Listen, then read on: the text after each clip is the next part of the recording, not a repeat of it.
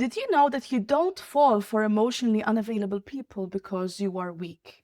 You fall for them because your nervous system recognizes something familiar: unavailability, inconsistency, and feeling rejected. But you might tell me, but why would I want those things? That is what we will be uncovering in today's video. Have you ever been seeing someone that is always there for you, that is showing you consistency, that is showing you that he wants you, and for some reason you can't feel the attraction that you would feel towards someone maybe that is not consistent with you, that is hot and cold, that tends to maybe not make you feel reassured or make you feel secure with him? There's a reason why all of this happens. And it's not just bad luck in love. We need to look at what's really happening underneath the surface. My name is Antias Biteri. I am a somatic therapist and a self-worth coach. Been helping women for the last 6 years to find their worth in themselves and in their relationships. If that sounds like something you need and you want to do, make sure to subscribe to the channel so that you get a notification every time a new episode comes in every single week. Let's get into it. You know, when you meet a guy and he is a little bit mysterious and he tends to keep things to himself and he tends to get attention from women, and there is something that feels a little bit dangerous about him. And for some reason, you feel more drawn to him. You feel like you want approval from him. You really wish that you can change his mind and make him want you and make him choose you. And maybe this guy is not ready for a relationship yet. Maybe when you're with him, you tend to make the most effort to be with him, to meet him, and you feel like you're almost like chasing him to get his attention or his undivided presence. And he leaves you almost like you need to prove yourself. You need to earn the love that he will give you. Most probably with this type of guy, you feel more chemistry than someone that is all about you immediately.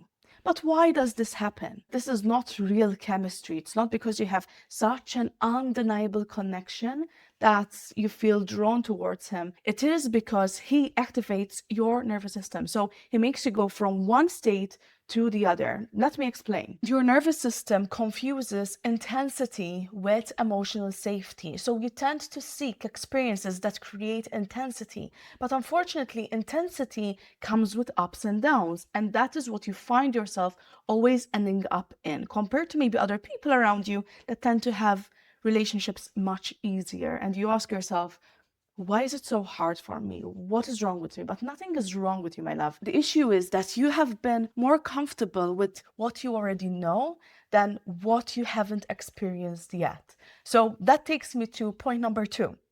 Availability can feel unfamiliar or even boring, right? So when something is predictable, when someone is consistent, you might feel like you don't feel that connection or that excitement. But this happens because our mind and our body perceives familiarity as safe.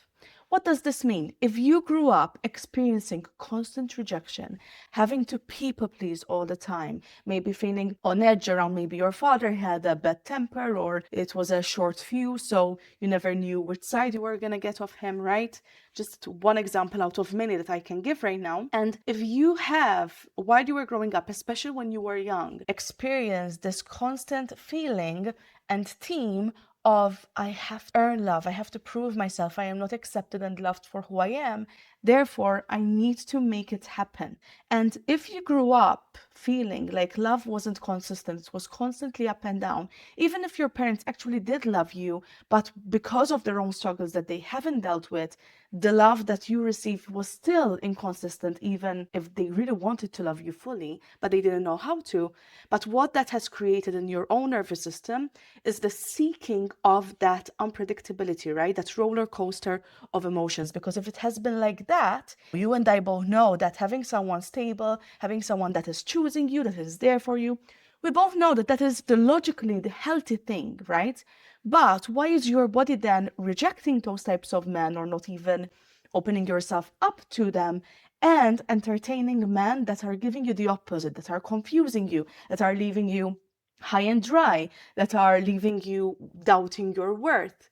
Because your mind and your body perceives what you already have been used to, which is maybe feeling rejected, feeling not good enough, as safe because it is familiar. So your body is more scared of something that is not normal for it rather than something that is toxic or unhealthy, because it recognizes, oh, I already know this pain, so therefore I'd rather stick to this pain than open myself up for anything else, even if it's healthy, even if it's good, because I am safer that way, because I know what I'm going to get. Logically, you're not going to have these thoughts. Your body is going to be having that type of reasoning subconsciously without you even knowing. That's why sometimes you find it hard to understand yourself, because you know things on a logical level, but your body is telling you a different story. So this is why you end up having someone that is maybe calm, or a relationship that is calm, as boring, and you almost feel addicted to inconsistency, ups and downs, because that feels more exciting. Especially if you do have ADHD, because there's a part where there is the childhood trauma that creates this familiarity of instability that then makes us as adults addicted to these types of patterns because they feel so familiar in our system. But then if on top of that, for example, you have ADHD, because your mind is constantly seeking that dopamine, you would be even more likely to obsess with people that make you feel like the relationship is a roller coaster and that you have to seek it, that you have to pursue it, that you have to chase it, because there's more danger and risk, and that creates excitement and is already familiar to your system. The first thing that you need to do is to be aware when this is happening, because if usually you tend to entertain this man because you go by just the feeling, if you start acknowledging and seeing when this feeling is coming from a trauma response or just your body reacting to what is already familiar to your system, it helps you to see things more clearly. So it helps you to see, okay, let me have a look a little bit how my body reacts when someone is pushing me away, right? Versus how my body reacts when someone is there, right? The discomfort of that consistency sometimes, it sounds crazy,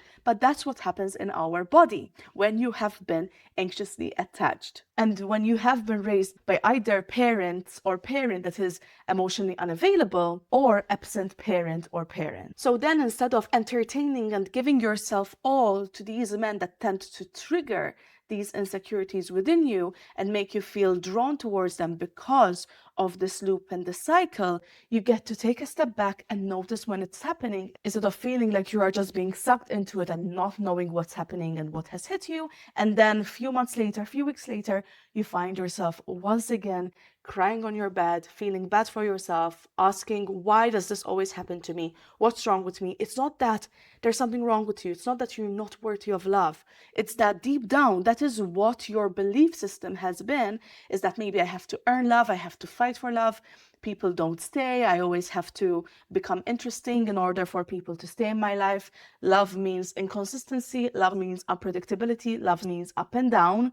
This is what we learn at a very young age, even before we learn how to speak and express ourselves. So what we have received in the household growing up is going to be what our body is accustomed to and what it normalizes and makes the standard and the foundation for familiarity. Therefore, we seek it through our adult relationships, especially romantic ones. Believe me, I know, I've been there. And the last point for all of this is that your nervous system is trying to resolve and complete unfinished emotional patterns from your past. It could be even from your childhood.